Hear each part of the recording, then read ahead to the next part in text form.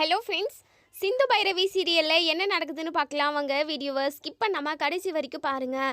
நம்ம ஆறுமுகம் மலையில் நனைஞ்சு அந்த ஈரத்தலையை கூட துவட்டாமல் அப்படியே படுக்கவும் இதை பார்த்த நம்ம பைரவி இருந்துட்டு, இங்கே பாரு ஆறுமுகம், என்ன நீ இப்படியே படுத்து தூங்கணும்னு நினைக்கிறியா, ஜலதோஷம் பிடிச்சிக்கும் அப்படின்னு சொல்லிட்டு டவலெல்லாம் எடுத்துகிட்டு வந்து இங்கே நம்ம ஆறுமுகத்துக்கு கொடுக்குறாங்க. ஆறுமுகமே ரொம்ப சந்தோஷப்படுறாரு. நமக்கு ஜலதோஷம் பிடிக்கும், நமக்கு உடம்பு சரியில்லாமல் போயிடும்னு சொல்லிட்டு அக்கறையாக பைரவி நமக்கு டவலெல்லாம் கொடுக்குறா. என்ன இவ எந்த நேரத்தில் எப்படி இருக்கானேன்னு சொல்லிட்டு கண்டுபிடிக்கவே முடியலையே. இப்போ நம்ம மேலே பாசமாக கொட்டுறா. சரி சரி, இதே சாக்கா வச்சு நம்ம பைரவி மனசில் இடம் பிடிக்க முடியுமான்னு பார்ப்போம்.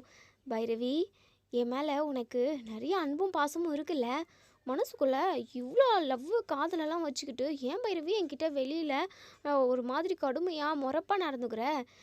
உன் மனசில் உள்ள காதலை வெளிப்படையாக சொல்லலாம்ல. நீயும் நானும் ஒன்று சேர்ந்து சந்தோஷமாக வாழணும். அது மட்டும் இல்லாமல் எனக்கு ஒரு சின்ன ஆசை இருக்குது பைரவி. உன்ன மாதிரி ஒரு குட்டி அழகான ஒரு பாப்பாவை பெற்றுக்கணுன்னு ஆசை பைரவி. நீயும் நானும் போது நிறுத்த ஆறுமுகம். ஏதோ மலையில் நனைஞ்சிருக்க, ஜலதோஷம் பிடிச்சிருக்குன்னு சொல்லிட்டு நான் உனக்கு டவுல் கொண்டு வந்து கொடுத்தேன். இதுதான் சாக்குன்னு சொல்லிட்டு குழந்தை பெற்றுக்கிற வரைக்கும் நீ யோசிக்கிறியா? இங்கே பாரு, அப்படி ஒரு எண்ணம் உன் மனசில் இருந்தது அப்படின்னா அதை தூக்கி குப்பையில் போடு. ஏன்னா அப்படி ஒன்று நம்ம வாழ்க்கையில் நடக்கவே நடக்காது. ஏன்னா நான் உன்னை விட்டுட்டு விலக தான் போகிறேன். அப்படி இருக்கிறப்போ அதுவும் உனக்கு தெரியும். அப்படி தெரிஞ்சுமே ஏன் இப்படி ஒரு ஆசையெல்லாம் உன் மனசுக்குள்ளே வளர்த்துக்கிற? வேண்டவே வேண்டாம். தயவு செஞ்சு இப்படி பேசவே பேசாத ஆறுமுகம். என்னுடைய லட்சியம் கனவுன்னு சொல்லிட்டு எக்கச்சக்கமாக எனக்கு இருக்குது. ஆமாம், பெரிய மண்ணாங்கட்டி லட்சியம். இங்கே பாரு பைரவி, நான் என்ன சொல்ல வரேன்னா, இங்கே பாரு ஆறுமுகம், நீ எதையும் சொல்லாத.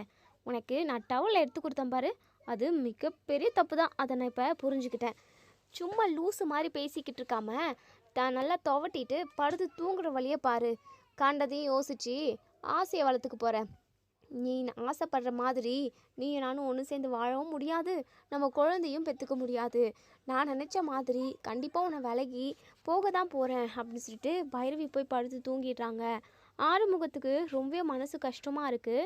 இருந்தாலும் இதை எல்லாத்தையுமே நம்ம கண்டிப்பாக எதிர்த்து ஒரு நாளைக்கு நம்ம நினச்சது கண்டிப்பாக நடக்கும் அப்படின்னு சொல்லிட்டு நம்ம ஆறுமுகம் வந்து தன்னோட மனசை தேத்திக்கிட்டு, அதே சமயம் நம்ம பைரவி டவுலை எடுத்து கொடுத்தாங்க இல்லையா, அதை நினச்சியே பயங்கர ஹாப்பியாக சந்தோஷமாக அப்படியே தூங்கிடுறாரு. மறுநாள் காலையில் இப்போது எல்லாருமே கோவிலுக்கு தான் போகிறாங்க. ஸோ நம்ம சிந்து வந்து இப்போது அம்மனுக்கு அந்த நகை எல்லாத்தையுமே எடுத்து கொண்டு வந்து கொடுக்குறாங்க. இங்கே மகா ஒரு பிட்டை போட்டு விடுறாங்க. அக்கா, நீங்கள் வாங்கின மாதிரியே இல்லைக்கா, அந்த நகை ஃபுல்லாகவே ஒரு மாதிரி கவரிங் மாதிரியே எனக்கு ஃபீல் ஆகுது. என்ன சொல்கிற மகா? எனக்குமே அப்படி தான் தோணிக்கிட்டு இருக்கு. எனக்கு மட்டும் தான் தோணும்னு நான் நினச்சேன், ஆனால் உனக்குமே அப்படி ஒரு விஷயம் தோணிருக்கு அப்படி சொல்லிட்டு உடனே இங்கே நம்ம அன்னபூர்ணி இருந்துட்டு பூசாரிக்கிட்ட, ஐயா, அந்த நகை எல்லாமே ஒரு மாதிரி ஒரு வெளுத்து போன மாதிரி இருக்குது, தங்க மாதிரியே இல்லை, நான் இப்படி ஒரு நகையை வாங்கவே இல்லை ஐயா அப்படின்னு சொல்லிட்டு பூசாரிக்கிட்ட சொல்கிறாங்க. இதை கேட்ட எல்லாருமே ரொம்பவே பதட்டப்படுறாங்க. சிந்துவுக்கு தான் ரொம்பவே பதட்டமாக இருக்குது. உடனே இங்கே மகா இருந்துட்டு, ஹே சிந்து, என்னடி இது எதுவுமே அன்னபூர்ணி அக்கா வாங்கின நகை கிடையவே கிடையாது. என்ன தங்க நகையெல்லாம் திருடி கொண்டு போய் எங்கேயாவது திருட்டு வாக்கில் விற்றுட்டு வந்துட்டியா? இது எல்லாத்தையுமே கவரிங்காக மாற்றி கொண்டு வந்தியாடி அப்படின்னு சொல்லிட்டு இங்கே மகா வந்து சிந்துவை கேட்குறாங்க. ஸோ சிந்து பயங்கரமாக அதிர்ச்சியில் இருக்காங்க. இங்கே பாருங்கள், தேவையில்லாமல் அம்மா என் மேலே பழி போடாதீங்க. அம்மனோட நகையில் நான் எப்படி கையை வைப்பேன்? சத்தியமாக நான் எதுவுமே செய்யலை அப்படி சொல்லிட்டு இங்கே நம்ம சிந்து வந்து ரொம்பவே பதட்டமாகவும் பதறிக்கிட்டே சொல்கிறாங்க. உடனே இங்கே பூசாரி இருந்துட்டு, தேவையில்லாமல் நீங்கள் யாரும் அடிச்சுக்காதீங்க, இது தங்கமாக கவரிங்கான்னு சொல்லிட்டு நம்ம தங்கத்தை உரசி பார்த்து கண்டுபிடிச்சிருவோம் அப்படின்னு சொல்லிட்டு தங்கமாக கவரிங்கான்னு சொல்லிட்டு கண்டுபிடிக்கிறவங்கள கூட்டிகிட்டு வராங்க. ஸோ அவங்களுமே உராசி பார்க்குறாங்க. உரசி பார்த்ததில் இது கவரிங் அப்படின்னு சொல்லிட்டு கண்டுபிடிக்கிறாங்க. ஸோ இதை எல்லாருமே கேட்டதுமே பயங்கரமாக ஷாக் ஆகுறாங்க. நம்ம சிந்துக்கு தான் பயங்கர அதிர்ச்சி. பூட்டி தானே வச்சுருந்தோம், அது எப்படி கவரிங்காக மாறிச்சு, என்ன நடந்திருக்கும் அப்படின்னு சொல்லிட்டு ரொம்பவே அதாவது யோசிக்கிறாங்க. ஸோ எங்கள் அன்னப்பொண்ணு பயங்கரமாக கோவப்படுறாங்க. ஏய் சிந்து, உன் மனசில் என்னடி நினச்சிக்கிட்டு இருக்க? இங்கே பாரு, தேவையில்லாமல் அம்மன் விஷயத்தில் விளையாடும்னு நினைக்காத. அம்மனோட நகை தான் உனக்கு கிடச்சிச்சா அப்படின்னு சொல்லிட்டு இங்கே நம்ம அன்னபூர்ணி வந்து இங்கே சிந்துக்கிட்ட பயங்கர கோவமாக பேசுகிறாங்க. அத்தை, இங்கே பாருங்க அத்தை, சத்தியமா நான் இந்த நகையெல்லாம் மாற்றவே இல்லை. நான் கொண்டு போயிட்டு இந்த பெட்டியை லாக் பண்ணி பத்திரமா தான் வச்சுருந்தேன். இது எல்லாமே எப்படி மாறுச்சுன்னு எனக்கு தெரியல அத்தை அப்படின்னு சொல்லிட்டு எங்கள் சிந்து சொல்லவும், இதை கேட்ட மகா இருந்துட்டு, பார்த்தீங்களாக்கா எவ்வளோ ஒரு அசாதாரணமாக இவ்வளோ சாதாரணமாக இந்த விஷயத்த எப்படின்னு சொல்கிறா. எம்புட்டு நகை இருந்தது, அம்மனுக்காக ஒவ்வொரு நகையும் நீங்கள் பார்த்து பார்த்து தானே வாங்கி வச்சிங்க. இங்கே பாருங்கக்கா, இவ தான் ஏதோ ஒரு திருட்டு வேலை பண்ணியிருக்கா. இவளை ஃபஸ்ட்டு அடித்து 4 அடி விட்டு கேளுங்கக்கா. அது மட்டும் இல்லாமல் அதுக்கும் இவ அசர மாட்டா. போலீஸுக்கு கால் பண்ணி இப்போவே வர சொல்லுங்கக்கா அப்படின்னு சொல்லிட்டு மகா வந்து இன்னுமே இங்கே அன்னபூர்ணியை ஏற்றி விடுறாங்க. இங்கே சிந்துக்கு ரொம்பவே பதட்டமாகவும் பயமாகவும் இருக்குது. உடனே இங்கே இப்போது இந்த யார் நம்ம பைரவிக்குமே ரொம்பவே ஒரு மாதிரி கஷ்டமாக இருக்குது. என்ன சிந்து கண்டிப்பாக நகை எதுவுமே திருடி இருக்க மாட்டா, சிந்துவை பற்றி நமக்கு தெரியுமே அப்படின்னு சொல்லிட்டு பைரவி பயங்கரமாக யோசிக்கிறாங்க. ஸோ இன்னொரு சைடு இங்கே இந்த எசக்கிக்கு வந்து அந்த தங்க நகை எல்லாமே உருக்கி தங்க கட்டியாக செஞ்சு கொடுத்துட்ருப்பாங்க. ஸோ அதே சமயம் அதே மாதிரி கவரிங் நகையுமே தயாரிச்சிருப்பாங்க. ஸோ அவங்கள வந்து போலீஸ் அரெஸ்ட் பண்ணிடுறாங்க. யாரையும் நம்ம சஞ்சய் தான் அரெஸ்ட் பண்ணுறாங்க. அதாவது இந்த நகை விஷயத்தில் கிடையாது, வேறு ஒரு கேஸ் விஷயமா அந்த நகையை உருக்குறவங்கள அரெஸ்ட் பண்ணிடுறாங்க. அதுக்கப்புறம் இங்கே அதாவது அரெஸ்ட் பண்ணி ஜெயிலில் போட்டுடுறாங்க. என்னடா வர திருட்டு நகை எல்லாத்தையுமே நீ உருக்கி தங்கமாக கொடுத்து அனுப்பிக்கிட்டு இருக்கியா? நிறைய எனக்கு தகவல் வந்திருக்கு. உன்னை ரொம்ப நாளாக நாங்கள் தேடிக்கிட்டு இருக்கோம், இன்றைக்கி தான் நீ கிடச்சிருக்க, உன்னை சும்மாவே விட மாட்டோம்டா அப்படின்னு சொல்லிட்டு சஞ்சய் வந்து அந்த நகையை உருக்குறவங்க கிட்ட பேசிக்கிட்டு இருக்காங்க. ஸோ இப்போ வரைக்குமே நம்ம சிந்து வச்சுருந்த அம்மன் நகையை இந்த எஸ்ஐக்கு திருடிட்டு போயிட்டு அந்த நகை உருக்குறவங்க கிட்ட கொடுத்த விஷயம் இப்போ வரைக்கும் நம்ம சஞ்சய்க்கும் தெரியாது, யாருக்குமே தெரியாது. வேற ஒரு கேஸ் விஷயமா தான் இந்த நகை உருக்குறவங்க சஞ்சய் கிட்ட நல்லா வசமாக மாட்டிக்கிட்டாங்க.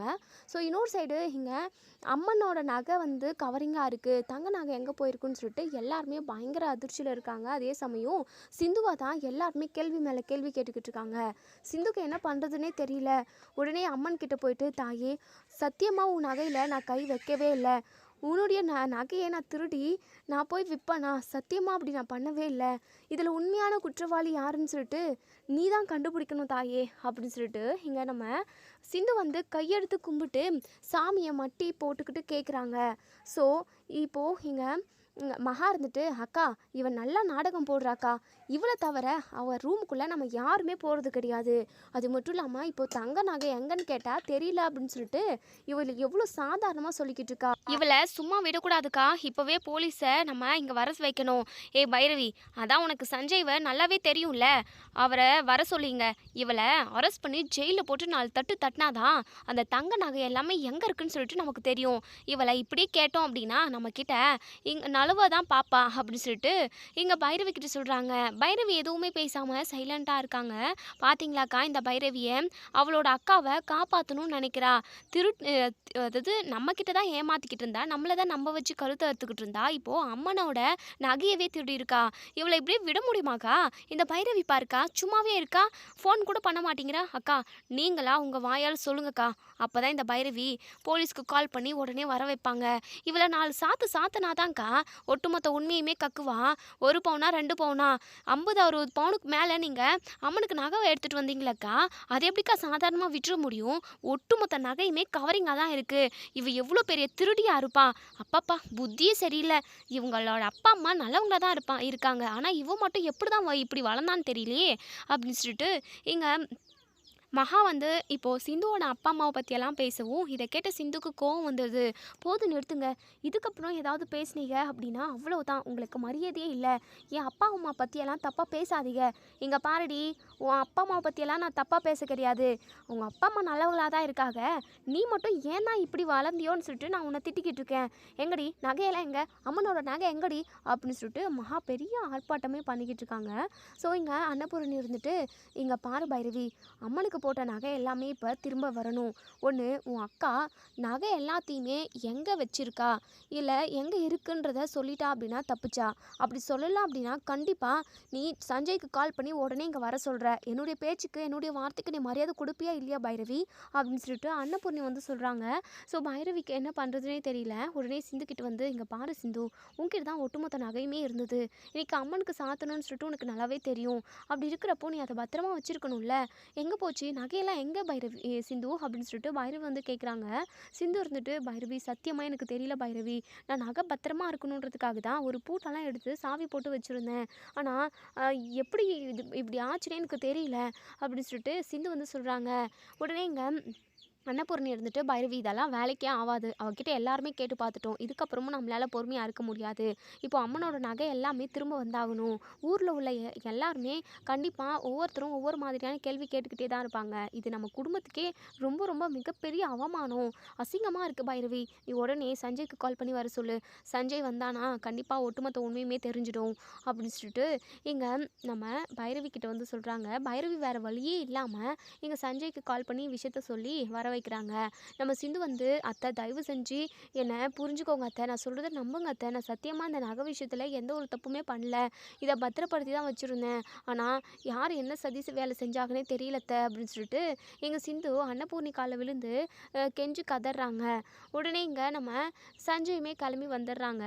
என்ன பைரவி, உங்கள் அக்கா இந்த ஒரு வேலையை பண்ணியிருப்பாங்கன்னு எனக்கு டவுட்டாக இருக்குது, ஏன்னா கண்டிப்பாக இவங்க பண்ணியிருக்க மாட்டாங்க, இவங்களோட கேரக்டர் என்னன்னு எனக்கு நல்லாவே தெரியும் அப்படின்னு சொல்லிட்டு மகா இருந்துட்டு, இங்கே பாரு சஞ்சய், இந்த சிந்துவை பற்றியெல்லாம் உனக்கு சுத்தமாக தெரியவே தெரியாது, இவ சரியான கேடி, எவ்வளோ பெரிய கேடி வேலைனாலுமே அசால்ட்டாக செஞ்சு முடிப்பா, அதே மாதிரி தான் அம்மனோட நகையில் கை வச்சுட்டா, இவ கண்டிப்பாக நகை எங்கே வச்சுருப்பான்னு அவளுக்கு மட்டும்தான் தெரியும், அதை விசாரித்து அந்த அம்மனோட நகை எல்லாமே நீ தான் சஞ்சய் இவகிட்டேருந்து வாங்கி கொடுக்கணும் அப்படின்னு சொல்லிட்டு மகா வந்து சொல்கிறாங்க.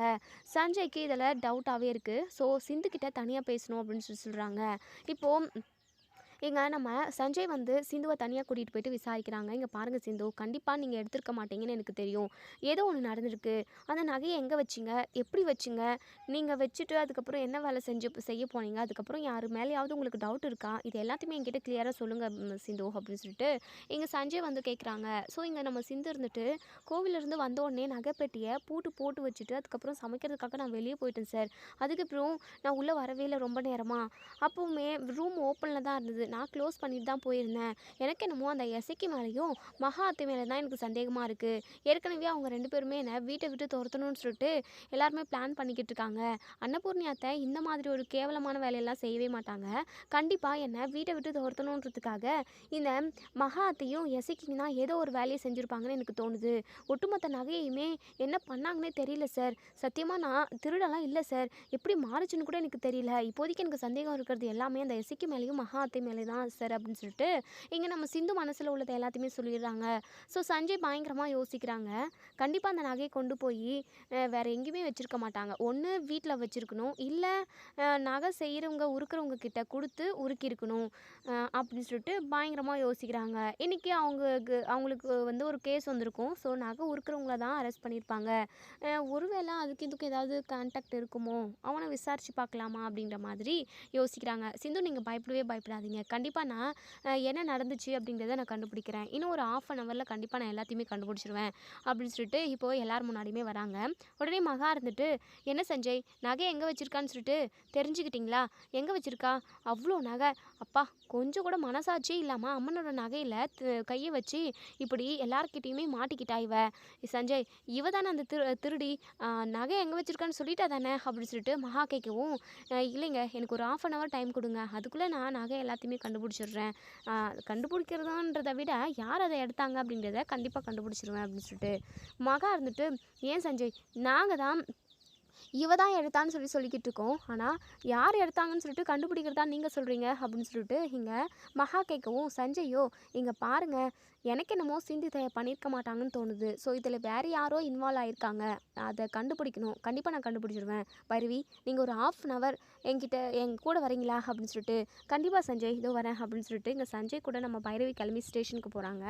இங்கே ஒவ்வொருத்தருமே அவ்வளோ ஒரு பதட்டத்தில் இருக்காங்க. நம்ம சிந்துக்கு தான் ஒவ்வொரு நிமிஷமும் ரொம்பவே பயமாகவும் இருக்குது.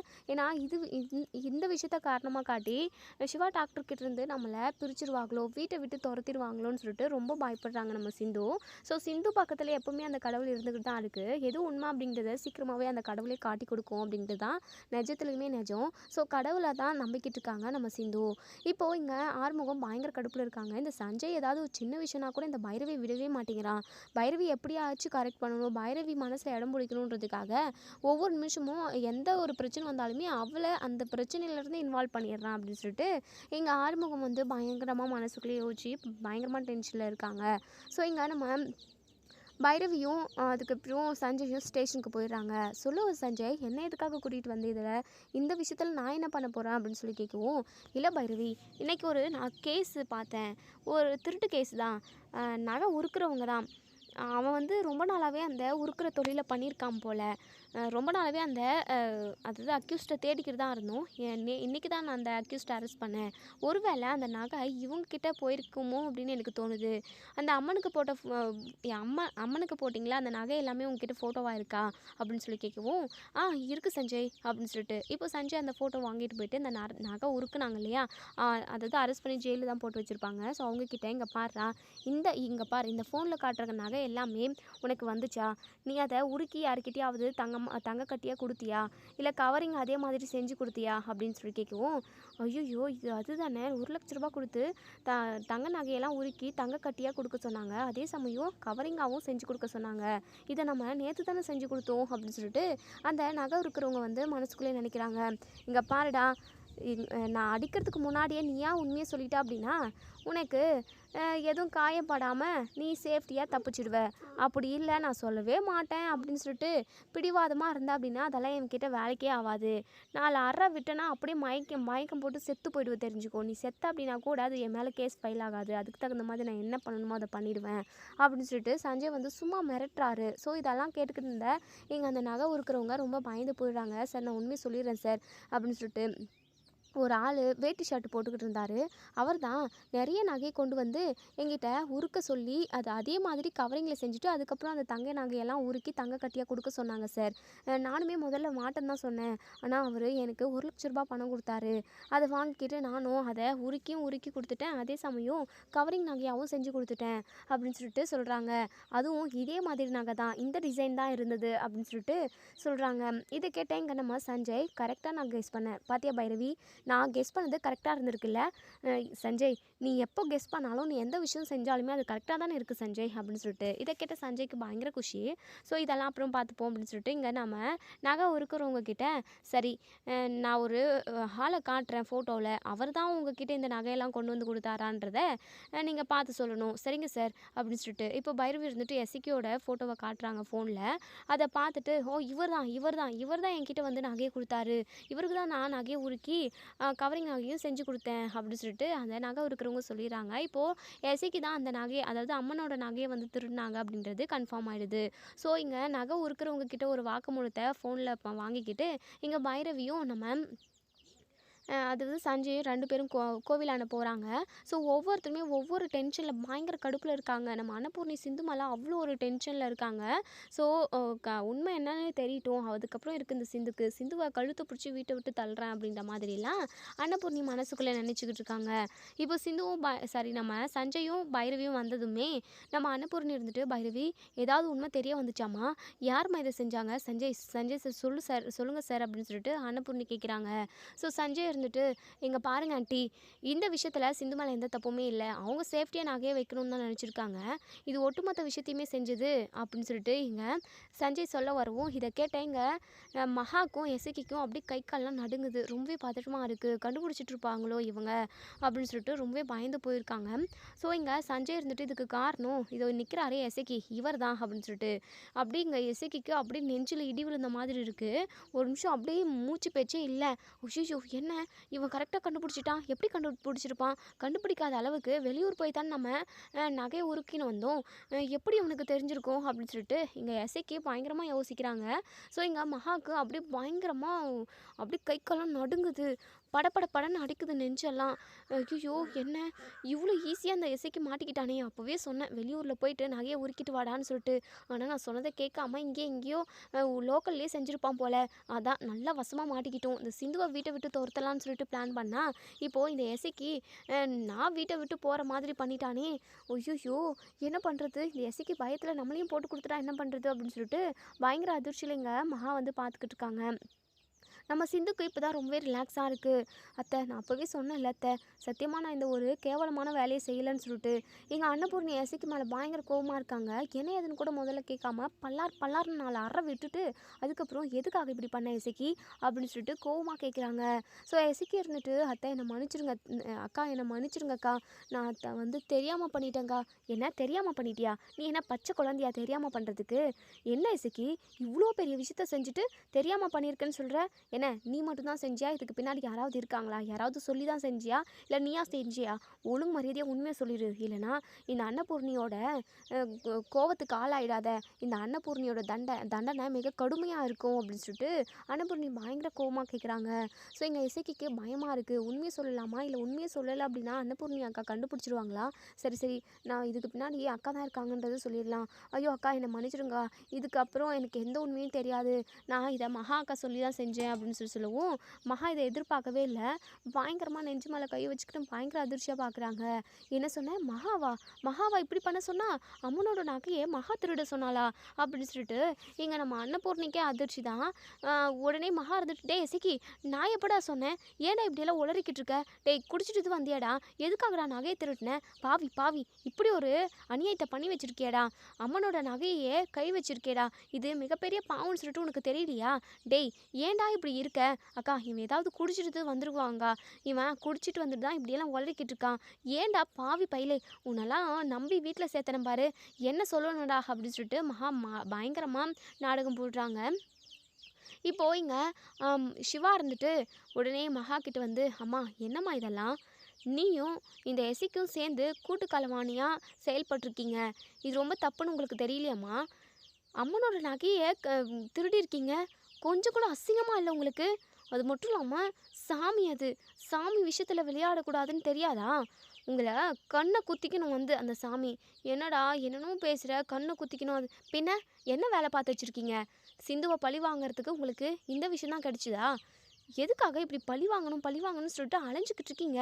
ச்சே, ஊருக்கு முன்னாடி எல்லாருக்கும் முன்னாடியுமே இப்படி எங்கள் எல்லாரையுமே அவமானப்பட வச்சுட்டிங்களே. பாருங்கங்க பெரியம்மா எப்படி அவமானப்பட்டு கூனி குறுக்கி போய் நிற்கிறாங்கன்னு சொல்லிட்டு. அவங்க ஆசையாக அம்மனுக்கு நகை செஞ்சு கொண்டு வந்தாங்க. ஆனால் அந்த நகையை திருடி கொண்டு போயிட்டு நீங்கள் உருக்கிட்டீங்க. உங்களுக்கு கொஞ்சமாவது மனசாட்சி இருக்கா? அப்படின்னு சொல்லிட்டு இங்கே பைரவி அதுக்கப்புறம் ஆறுமுகம் ஒட்டுமொத்த பேருமே இங்கே எசைக்கு முகத்துலேயும் நம்ம மகா முகத்துலேயும் காரி துப்புறாங்க. எல்லாரும் முன்னாடியும் அவமானப்பட்டு நிற்கிறாங்க. சிந்துவை வீட்டை விட்டே துரத்தணும், ஒட்டுமொத்தமாக சிவா கிட்டேருந்து பிரிக்கணும், இந்த ஊரை விட்டே அடித்து துரத்தணுன்ற மாதிரியெல்லாம் இங்கே மகாவும் எசைக்கும் பிளான் பண்ணிருப்பாங்க.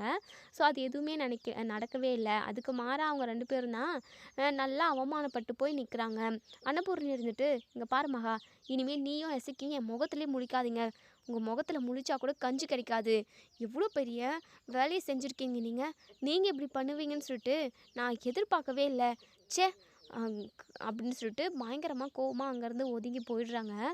உடனே இங்கே மகா ஓடி வந்து அன்னபூர்ணி கிட்ட காலில் விழுந்து, அக்கா என்னை மன்னிச்சிருங்கக்கா, தெரியாமல் பண்ணிட்டேன். இந்த சிந்து மேலே இருக்கிற கோவத்தினால தான் இப்படியெல்லாம் நான் பண்ணிட்டேங்க்கா. அது மட்டும் இல்லாமல் அவள் வீட்டை விட்டே போகணும்னு நினச்சிதான். போதும் நிறுத்து மகா, இப்படி சும்மா பச்சை என்கிட்ட நாடகம் போடாத. சிந்துவை வீட்டை விட்டு அனுப்பணும்னு நினச்சேன், சரி ஓகே தான். அதுக்கு நகையை எடுத்து கூட வைக்கலாம அதை உருக்கி இருக்கிற தடமே இல்லாமல் பண்ணணும்னு சொல்லிட்டு நீங்கள் நினச்சிருக்கீங்க பார்த்தீங்களா? இதிலருந்தே உங்களோட திட்டம் என்னன்னு தெரிஞ்சு போச்சு எனக்கு. உங்களுக்கு நகை மேலே ஆசை, நகையை எப்படியாவது உருக்கி தங்கம் கட்டியாக மாற்றி அதை விற்று பணம் பார்த்துடணும்னு சொல்லிட்டு நீங்கள் நினச்சிருக்கீங்க. ஆனால் நீங்கள் கூடவே இருந்து இப்படி ஒரு துரோகத்தை பண்ணுவீங்கன்னு சொல்லிட்டு நான் கொஞ்சம் கூட எதிர்பார்க்கல. கூடவே இருந்து இப்படி குழி தோண்டிக்கிட்டே இருக்கீங்களே. கூட இருக்கிறவங்கள யாரை நம்புறது யாரை நம்பக்கூடாதுன்னே எனக்கு இது ஒன்றுமே புரியல. ச்சே, உன்னெல்லாம் என் தங்கச்சி மாதிரி நினச்சேன், கூட பிறந்த தங்கச்சி மாதிரி நினச்சேன். உன்னெல்லாம் என் தங்கச்சின்னு நான் நினச்சிருக்கவே கூடாது. இவ்வளோ பெரிய துரோகத்தை பண்ணிட்டு எனக்கு பார்த்து ஒவ்வொன்றா ஒவ்வொரு டிசைனாக அவ்வளோ ஆசையாக நான் அம்மனுக்காக வாங்கினேன். ஆனால் அது எல்லாத்தையுமே ஒரு பிரயோஜனம் இல்லாமல் உருக்கி வச்சுருக்கீங்க. இனிமேல் என்கிட்ட பேசவே பேசாத மகா. நீ உனக்கும் எனக்கும் எந்த சம்மந்தமும் இல்லை. வீட்டு பக்கம் திரும்பிட போகிற. அவ்வளோதான் சொல்லிட்டேன் பார்த்துக்கோ அப்படின்னு சொல்லிட்டு பயங்கர கோவமா அங்கேருந்து நம்ம அன்னபூர்ணி கிளம்பி வீட்டுக்கு போயிடுறாங்க. இப்போது இங்கே மகா என்ன பண்ணுறதுனே தெரியாமல் இருக்காங்க. வீட்டுக்கு போனாலும் கண்டிப்பாக அன்னபூர்ணி அக்கா நம்மளை உள்ளே சேர்த்திக்கவே மாட்டாங்களே, வேறு வழியே இல்லையே நமக்கு அப்படின்னு சொல்லிட்டு தகச்சு போய் நின்றுக்கிட்டு இருக்காங்க. ஸோ அப்போ தான் சிந்து வராங்க. இங்கே பாருங்கள், என்னை டாக்டர்கிட்ட இருந்தோ இல்லை அன்னபூர்ணி அத்தைக்கிட்ட இருந்தோ இல்லை அந்த வீட்டை விட்டோ வெளியே அனுப்பணும்னு சொல்லிட்டு நினச்சிங்க அப்படின்னா நீங்கள் நினைக்கிறது ஒன்றுமே நடக்காது. ஏன்னா நீங்கள் எவ்வளோ தான் சதி வேலை செஞ்சாலுமே கடைசியில் அந்த கடவுள் ஏன் பக்கம் இருக்காரு. நீங்கள் எவ்வளோ பெரிய கேடி வேலை பார்த்தாலுமே உங்கள் வலையில் நான் சிக்கவே மாட்டேன். அப்படி சிக்கினாலும் அந்த கடவுள் என்னை கைவிடவே விடாது அப்படின்னு சொல்லிட்டு சிந்து வந்து இங்கே டைலாக்கெல்லாம் பேசவும் மகாக்கு பயங்கரமாக பற்றிக்கிட்டு எரியுது. ஏய் என்னடி என்ன ஓவராக பேசிக்கிட்டு இருக்கியா? கண்டிப்பாக உன்னை என்னைக்கு இருந்தாலும் உன்னை வீட்டை விட்டு துரத்தாமல் விட மாட்டேன்டி. இங்கே பாருங்கள், முதல்ல நீங்கள் அந்த வீட்டுக்கு வருவீங்களான்னு சொல்லிட்டு யோசிச்சு பாருங்க. அதுக்கப்புறம் என்ன வீட்டை விட்டு துரத்துறீங்களா இல்லையான்னு அதெல்லாம் அப்புறமா பார்த்துக்கலாம். வரட்டா அப்படின்னு சொல்லிட்டு இங்கே சிந்து ரொம்பவே கெத்தாங்கிறது கிளம்பிடுறாங்க. மகாக்கு என்ன பண்ணுறதுனே தெரியல. இதோட இந்த